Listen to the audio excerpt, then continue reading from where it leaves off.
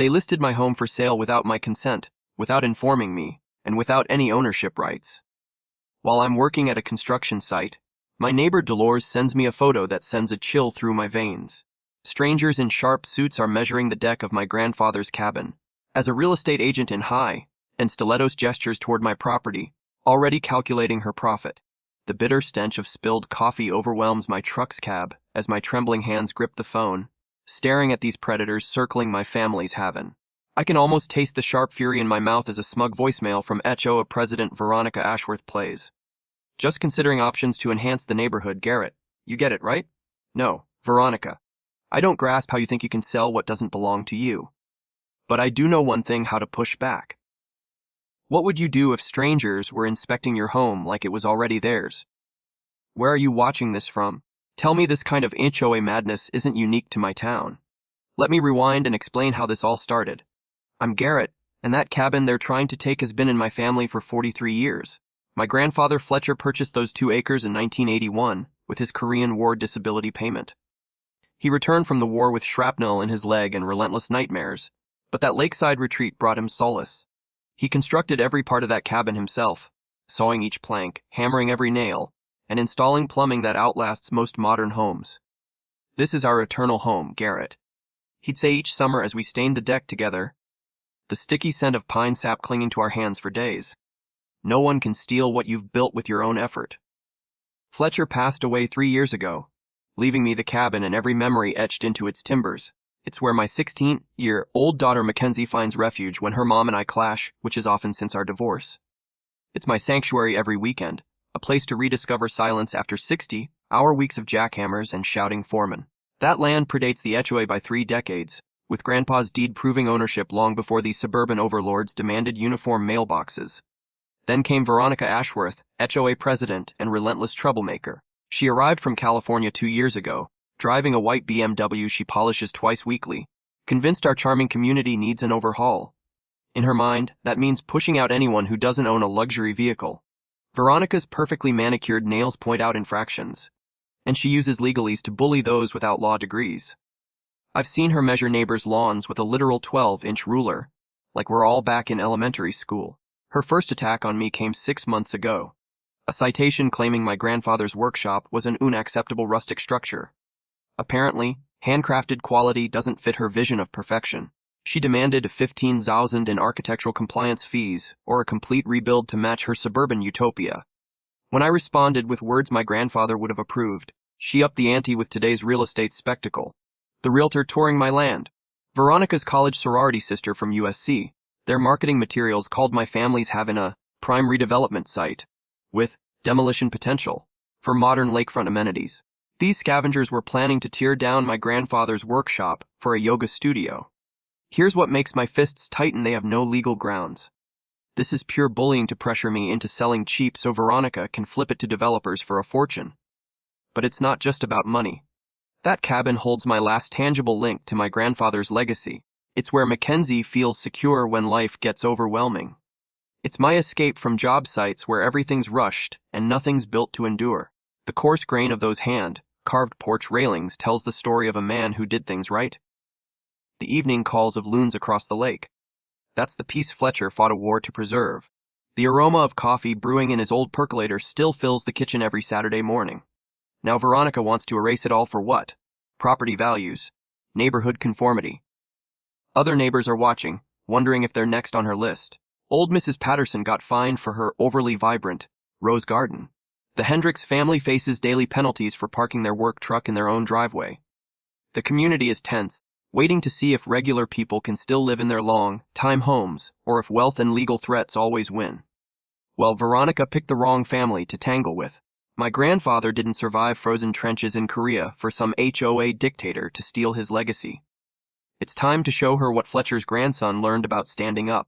Veronica's next move came exactly 1 week after the realtor stunt. A formal letter on fake legal letterhead that would have made a real lawyer laugh out loud. It screamed, "Abandoned property statute violation." In bold type, according to Veronica's creative take on property law, my weekend-only use of the cabin qualified as abandonment under Municipal Code 847-3B. She threatened 500 daily fines starting in 30 days unless I moved in full-time or handed over the deed for community benefit. The sharp smell of fresh toner from her fancy printer couldn't hide the reek of her nonsense. She'd copied the letter to County Commissioner Bradley Walsh, her tennis buddy at the country club, signaling I'm connected. You're not, so give up. But here's what Veronica didn't know about construction workers. We solve problems for a living. When a foundation cracks, we don't lose our cool. We dig deeper to find the real issue. I spent my lunch break at the county clerk's office, a dusty basement smelling of stale coffee and faded hopes. The clerk, Beverly, had seen every property scam imaginable. She pulled records dating back to when this area was just cornfields and fishing holes. Your grandfather was clever, Beverly said, her worn fingers tracing the original survey lines. My pulse raced as she revealed Fletcher's 1981 survey. Our property line stretched 50 feet farther north than anyone knew, including Veronica. That fancy HOA mailbox cluster she loved. It sat right on my grandfather's land. Even better, the deed had a clause I'd overlook: grandfathered property rights in perpetuity, with all municipal exemptions preserved. In plain terms, this land belongs to the Fletcher family forever, and no OA that didn't exist in 1981 can touch it. I've seen contractors save by old permits they thought were lost. Same principle applies to deeds. Always check 3 sources before believing you're out of options. But the real shocker came that evening from Dolores. She knocked on my door with oatmeal cookies and news that floored me. That Ashworth woman offered me $500. She whispered, glancing around like we were plotting a heist. She wanted photos of your violations, your truck, your boat, anything to build a case. She handed me a handwritten list that made my blood boil. The Morrison family, pressured into selling after relentless fence violation harassment. The Patterson cottage, under fire for too many garden gnomes. The Hendricks family, fined daily for their work truck. She's not just targeting you, Garrett, Dolores said as we walked my property line, the crunch of fall leaves underfoot. She wants to purge anyone who doesn't drive a BMW. Then Dolores dropped a bombshell. I've been documenting her actions for months. Photos, recordings, copies of her harassment letters to other families. I was a high school principal for 30 years. I know a bully when I see one. This 70-year-old retired teacher had been running a solo intelligence operation against Veronica. She had proof of systematic harassment, discriminatory targeting, and what looked like a coordinated scheme to force property sales. But here's the part that'll make you grin. Dolores smirked. I did some digging. Your HOA president isn't what she seems. Veronica Ashworth, the woman terrorizing our neighborhood, had a suspended California law license for mishandling client funds. Her perfect suburban life was built on maxed-out credit cards and a mortgage 3 months in arrears. She wasn't a powerful legal titan. She was a desperate fraud relying on intimidation. That night, I installed professional-grade security cameras around my property. Motion-activated night vision, the kind we use on job sites to catch thieves. If Veronica wanted to play surveillance games, I'd outmatch her. I also called Tom Martinez, a local attorney who despised HO bullies and specialized in property rights. Bring me everything, he said after I explained. The fake letters, the survey, your neighbor's evidence. This woman messed with the wrong family. My construction crew offered support. Blue-collar loyalty runs deep when suburban tyrants attack one of us. Even Mackenzie pitched in, organizing documents and asking sharp questions like, Dad, is it illegal to lie in official letters? Smart kid. She knew we weren't just fighting for our cabin, but for everyone Veronica targeted. The scent of pine needles filled the evening air as I sat on Grandpa's porch, reviewing our evidence. For the first time in months, I felt something new: confidence. Veronica thought she was outsmarting a simple construction worker. She was about to learn we play chess too. 2 weeks after my courthouse discovery, Veronica escalated, bringing backup. I was repairing deck boards at the cabin when a white county truck pulled into my driveway. Out stepped Harold Wesler, code enforcement officer, clutching a clipboard and looking like he'd rather be anywhere else. Behind him was Veronica, her power suit like armor, wearing that smug grin that made my skin crawl. Mr. Fletcher, Harold began, reading from scripted notes. We've had complaints about unpermitted structures, specifically that workshop, which may violate current codes and require immediate fixes. That workshop, my grandfather's masterpiece, built in 1983, sturdier than most new homes. What kind of fixes? I asked, knowing this was another scam. Veronica stepped forward, savoring the moment. 25,000 in permits and code updates, or demolition within 30 days. It doesn't meet safety standards. The sour mix of Harold's cigarette smoke and Veronica's pricey perfume made the crisp morning air nauseating. Anger burned in my throat. But 15 years in construction taught me to stay calm during fake crises. Instead of losing it, I pulled out my phone and started recording. Harold, can you point out exactly which codes this 40-year-old building violates? He squirmed, glancing at Veronica. Well, there's no permit on file with current systems.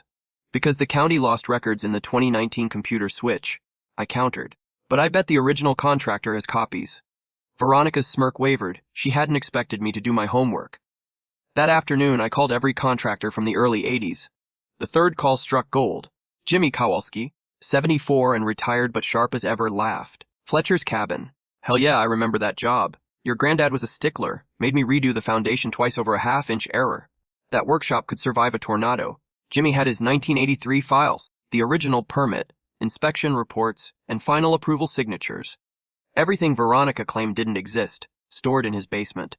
Sometimes the best defense against bureaucratic bullies is better paperwork, and old contractors keep everything. But the real revelation came when Harold called me that evening, voice low like he feared being overheard. Garrett, off the record, those violations I cited are shaky at best. Mrs. Ashworth's been pushing me to find issues with certain properties. Harold was up for re-election, and Veronica had been funding his campaign while making her expectations clear. I can't say this officially. He continued, but file a harassment complaint and I'll back you up. This isn't how code enforcement works. The next morning brought a delightful surprise: security footage of Veronica's midnight gardening. At 12:47 a.m., infrared video clearly showed her sneaking onto my property with decorative flower pots. She carefully placed them along what she thought was the property line, measuring their positions. Her plan? Photograph them as evidence of encroachment to fuel another harassment campaign. But Grandpa's survey placed those pots 15 feet inside my land. Veronica was trespassing and planting false evidence. The cold plastic of the camera housing felt satisfying as I downloaded the footage. My morning coffee couldn't hide my grin as I watched her dig her own legal grave. I sent the video to Tom Martinez, who nearly choked laughing. She's committed criminal trespass, attempted fraud, and conspiracy to file false reports, he said. She's building our case for us. Jimmy Kowalski delivered the 1983 permits that afternoon, with photos of the workshop's construction, and a sworn affidavit confirming compliance with all codes. Dolores added more intel. Veronica had pressured Roscoe at the hardware store to refuse service to problem neighbors, anyone opposing her agenda. She's getting sloppy, Dolores noted, watching Veronica drive past my cabin 3 times that day. Desperate people make dumb mistakes. Harold withdrew the violation notice that Friday, citing incomplete information. Veronica's power play imploded, creating a trail of harassment evidence and criminal trespass proof. But I sensed her desperation growing. Dangerous people get unpredictable when cornered. The real fight was just starting. 3 days after Harold's retraction, Veronica went all in. A process server woke me at 6:30 a.m. with a stack of legal documents that soared my coffee. Veronica Ashworth vs. Garrett Fletcher, a lawsuit claiming my property devalued the neighborhood by $2 million. The accusations were wildly creative, alleging I created a hostile environment through intimidation and intentional neglect to harm community standards. She sought a restraining order to bar me from my own land during the case. Her attorney, Marcus Webb from Steinberg, Webb & Associates, was the kind who charges $500 an hour to bully working-class folks. Their letterhead probably cost more than my mortgage. But desperation breeds sloppiness, and Veronica had miscalculated. I called Tom Martinez immediately. "Bring everything to my office," he said after hearing the complaint. Deeds, surveys, footage, financials. She just opened the door for a countersuit. While I gathered documents, my buddy Rick from the crew dug deeper. His cousin, a private investigator, uncovered Veronica's financial ruin, $180,000 in credit card debt and a defaulted mortgage. The pieces clicked like a solid frame. Veronica wasn't just power hungry, she was fighting for survival. Rick's cousin found more. Lakeshore Properties, a development company, had bought 3 foreclosed properties around the lake through shell companies. Their community optimization. Partnering with corrupt HOAs to harass residents into selling cheap. Lakeshore flipped the properties for huge profits. Grandpa always said one crack in a foundation means more are hiding. You've got to dig. That evening, Tom called with news that nearly made me choke on my sandwich. "Garrett, your HOA was never properly incorporated," he said, excitement in his voice. The 2019 filing was rejected for missing signatures and paperwork, and Veronica never fixed it. Every citation, fine, and enforcement action over 3 years was legally void. An unincorporated HOA has no more authority than a knitting circle. She's been collecting fees and issuing penalties illegally, Tom explained. That's not overreach, that's fraud. The scope hit like a falling concrete block. 47 families had paid $3,200 each on average, Nearly $500,000 stolen. Elderly residents like the Kolskis had borrowed against their homes to pay fake fines. Mrs. Patterson developed anxiety from relentless harassment over her roses. Tom found Veronica used the HOA credit card for personal expenses. Spa trips, vacations, car payments.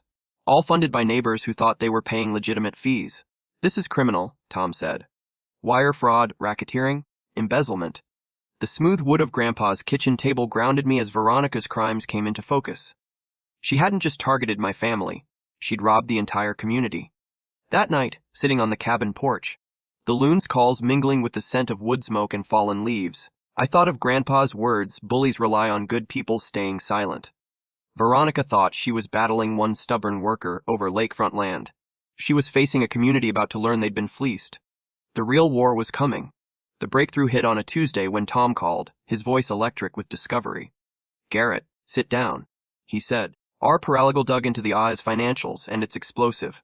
I was installing gutters but climbed down to a quiet spot behind my truck, anticipation sharp in my mouth. The HOA collected $430,000 over 3 years. Tom began. Only $180,000 is left. $250,000 is gone. The numbers hit like a sledgehammer. That wasn't sloppy bookkeeping, it was grand theft. Where'd it go? I asked, suspecting the answer. Veronica's personal accounts show deposits matching OA withdrawals. Wire transfers, cashier's checks, fake consulting fees, Tom said. She's been looting the community fund. But the financial theft was just the start. Tom uncovered Veronica's real scheme. Lakeshore Properties paid her $50,000 as a community liaison, 2 days after she escalated attacks on you and 3 other lakefront owners. The puzzle snapped together. Lakeshores, community optimization, involved partnering with corrupt OAs to harass residents into selling cheap. Veronica targeted those who couldn't afford legal fights, and Lakeshore swooped in with low offers. They'd done this in 3 other counties. Same playbook, fake violations, overwhelmed families, cheap sales, massive profits. My cabin was part of a bigger plan. Lakeshore wanted 3 lakefront lots for a $15 million luxury resort. Veronica's cut, $500,000 to clear her debts and vanish. She got greedy. Tom said filing fake incorporation documents compounded her fraud. The scope was staggering. 47 families robbed, elderly residents like Ed Kowalski forced to mortgage homes, 2 hospitalized from stress. The Morrisons sold their cottage for half its value to a Lakeshore shell company, unaware they were manipulated. This isn't just about your cabin, Tom said. It's about stopping organized crime posing as civic duty. The cold October wind whipped through the job site as Tom outlined the plan: criminal referrals to the DA, federal charges for wire fraud and racketeering, asset freezes to recover stolen funds, and public exposure. Every resident deserved to know they'd been victimized. Veronica thought she was running a clever scam. She was building the case for her own federal prison sentence. Tom's law office became our command center, the conference table buried under deeds, financials, and evidence files straight out of a crime drama. We're working 3 fronts, Tom explained, laying out a timeline. Criminal charges, civil recovery, community protection. We called Sarah Butler, who'd tackled HO fraud before. 30,000 stolen, organized harassment, developer conspiracy, plus wire fraud. Tom summarized. This is the case to make an example of. Butler fast tracked a criminal investigation, with forensic accountants diving into 5 years of HOA transactions within 48 hours. I rallied the community, starting at the VFW hall where Grandpa's army buddies met Thursdays. Fletcher's grandson needs help.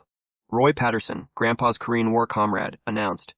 I explained Veronica's scheme, and 23 veterans volunteered for security patrols and intel gathering, skills perfect for fighting OA corruption.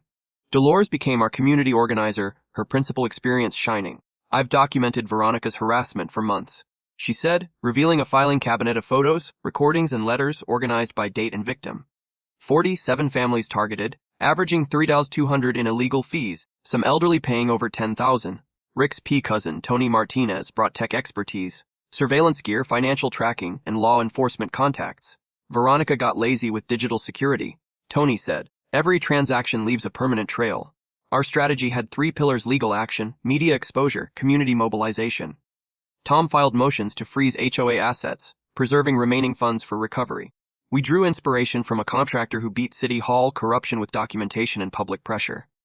For media, we tapped Janet Walsh, a local reporter known for exposing municipal fraud.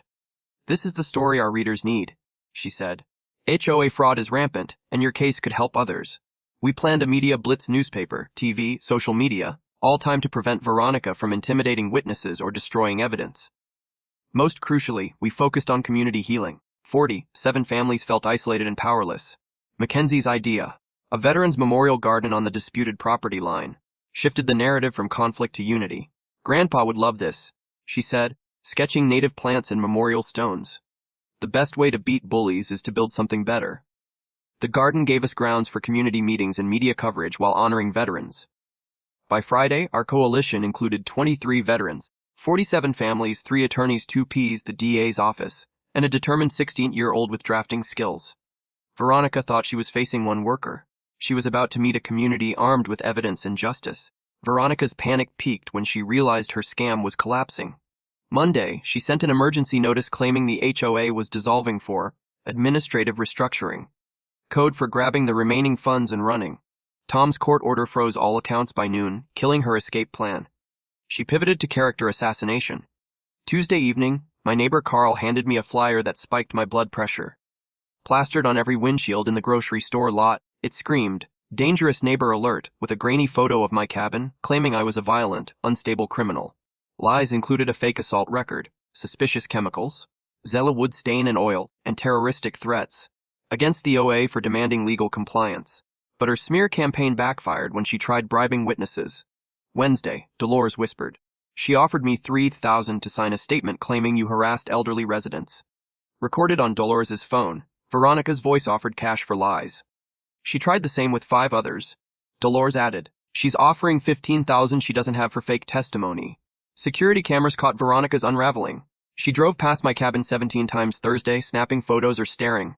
At 20:47 a.m. Friday, she snapped, spray painting, foreclosed, on my grandfather's workshop, smashing windows and scattering drug paraphernalia to frame me. Her plan, trigger a police raid to justify her dangerous neighbor narrative, failed. My cameras recorded every second, including clear shots of her face. I called 911 Tom and Sheriff Deputy Mike Harrison. "She's graduated to breaking and entering vandalism and planting evidence," Harrison said, reviewing the footage as Veronica sat handcuffed in his cruiser. The fake drug paraphernalia with her fingerprints sealed her fate. By sunrise, her arrest was neighborhood news. Janet Walsh's front page story, HOA president arrested for harassment campaign, revealed Veronica's past fraud in Arizona and California. She wasn't a legal titan but a serial con artist. Even facing felonies, Veronica wasn't done. Desperate criminals with allies don't quit easily. The final battle loomed. Within 12 hours of her booking, Veronica posted bail via Lakeshore, connected bondsmen and hired Blackstone Crisis Management, a $50,000 scandal cleaning firm. Their counterattack was brutal robocalls to 3 zip codes claimed I was a criminal stealing community assets.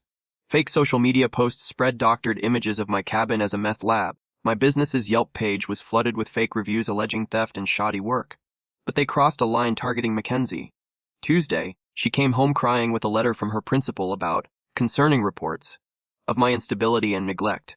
False claims alleged I kept dangerous chemicals and weapons, triggering a CPS investigation. Rage burned as I read it.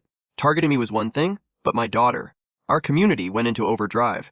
Roy's Veteran Network identified Blackstone's local office, run by college kids making robocalls for $20 an hour. They think they can scare a community with combat veterans. Roy growled, organizing surveillance. Dolores rallied teachers and parents. 47 calls vouched for me and Mackenzie. The CPS case closed in 2 hours. Social worker Amanda Rodriguez saw our well-kept cabin and Mackenzie's stellar records. "This was malicious," she said, flagging the complaint as fraudulent. Tom's accountant uncovered Veronica's offshore scheme.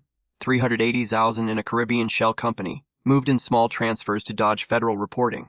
"She planned this escape for months," Tom said. "This is a criminal enterprise." The IRS was already tracking the account, adding tax evasion and money laundering to her charges. By Thursday, Blackstone dropped her. Defending a serial criminal was too much. Friday, Veronica offered Tom a deal. Return half the stolen money for reduced charges and a sealed plea. "Insulting," Tom said. "She'll face every charge and return every dollar publicly." Friday night, loons called as I sat on the cabin porch, the town hall meeting looming. Justice was coming to Willowbrook. Saturday morning, the community center was packed, cars overflowing like a county fair. Media cameras lined up as DA Sarah Butler, Sheriff Harrison, and FBI agent Rebecca Torres sat at the head table. Veronica arrived late with Marcus Webb, her hands shaking. Tom opened. "Your HOA president defrauded this community for 3 years. A screen showed $430,000 collected, 100,000 left, and Veronica's personal spending, spa trips, vacations, a 50,000 lakeshore payment. Gas filled the room. Mrs. Patterson whispered, "Oh my lord." The security footage of Veronica's vandalism, spray paint, broken windows, planted drugs, drew shouts of, "Criminal." Ed Kalski stood, trembling. "She made me mortgage my home for fake fines." One by one, victims shared the Morrisons' forced sale, families draining savings, elderly residents hospitalized. Veronica's weak misunderstandings. Defense was cut off by Butler. "Use your right to remain silent." Butler announced 23 felony charges: theft, money laundering, racketeering, fraud, conspiracy. Torres added federal charges for wire fraud with 5 10-year minimums. Roy Patterson presented me with a flag flown at the state capitol. "Your grandfather would be proud," he said. "You defended his values." The 10-minute ovation united a community silenced by fear. 6 months later, Veronica was sentenced to 5 years and $2.8 million in restitution. All funds were recovered, including offshore accounts, with 18% interest. Ed Kowalski paid off his mortgage. The Pattersons took a vacation. The Veterans Memorial Garden dedication drew 500, including the governor. Mackenzie's native plant design honored veterans, with Fletcher's words carved in granite. "This is our forever home." Standing by Grandpa's memorial, peace returned. Our case sparked a statewide task force, recovering millions from 200 OAs. Mackenzie's college essay on fighting corruption earned an 84,000 in scholarships. My ex-wife and I healed. She saw I'd fought for more than myself. The new neighborhood association focuses on real improvements, boosting property values 15%. Tom's property rights program helps others fight back. A documentary, Smalltown Justice, won an Emmy. Lakeshore was indicted for racketeering across 4 states. Every sunrise, I sip coffee on Fletcher's porch. The loon's calls now pure tranquility. A Tennessee family's letter inspired an hour-long call sharing our playbook. Every victory strengthens democracy. Fletcher's grandson didn't just save his land. He helped families nationwide. Share your HOA horror story below. What would you do differently? Check your HOA's incorporation status. It could save you. Subscribe for more HOA stories. We're building a community to stop corrupt boards. Corruption wins only when good people stay silent. Your voice matters. You've been watching HOA Stories. We're entitled Karens Face Reality.